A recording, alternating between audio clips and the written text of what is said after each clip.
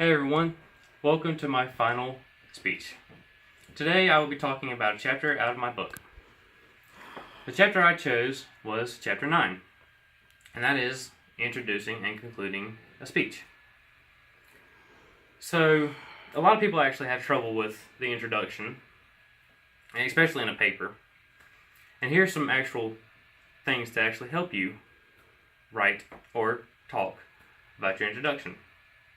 So let's start with the purpose. The purpose is to actually get the attention of your audience. And you can do that by adding some humor to your first few sentences or an illustration. Now, once you have that attention, you'll need to keep it.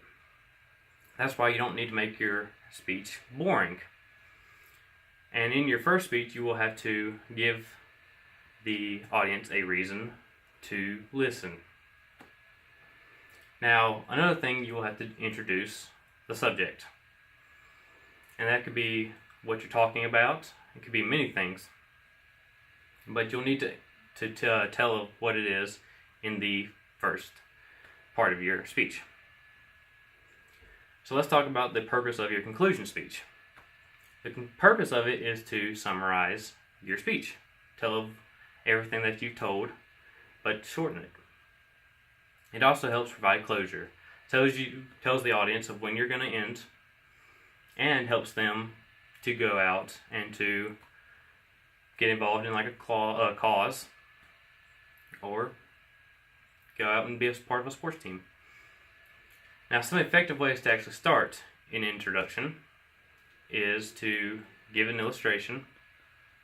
You can add some humor to it, use quotations, and ask a question, but not a simple-minded question like how old you are or how many people in here live in Shelby, but a well-thought question that can spark the minds of people, make them critically think.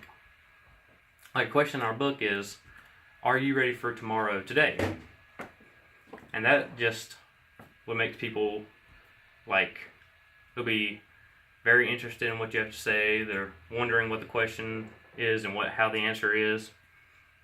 And as you go on with your speech, you'll eventually tell them the answer, so they'll find out either way. You can also reference a historical event, like the Civil War or World War II.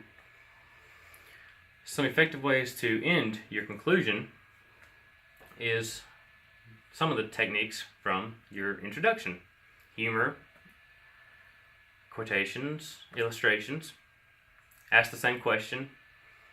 Like if you're asking, how are you ready for tomorrow today? Then you say it first at the introduction, you answer in the body, and then you restate the question at the end. Like, are you ready for tomorrow today? Then you are to reference the introduction. You were to state some of the same things that you said in the introduction. And that just helps your speech flow. And the last few sentences will be inspirational sentences or challenging sentences. And those will help people be inspired to go and do stuff or be challenged to do stuff. Like if you're talking about a NASCAR game and you're saying how great it is, and you challenge somebody to actually go and feel the thrill of watching a NASCAR race, then that person actually has the feeling of being challenged and actually had to go to a NASCAR race.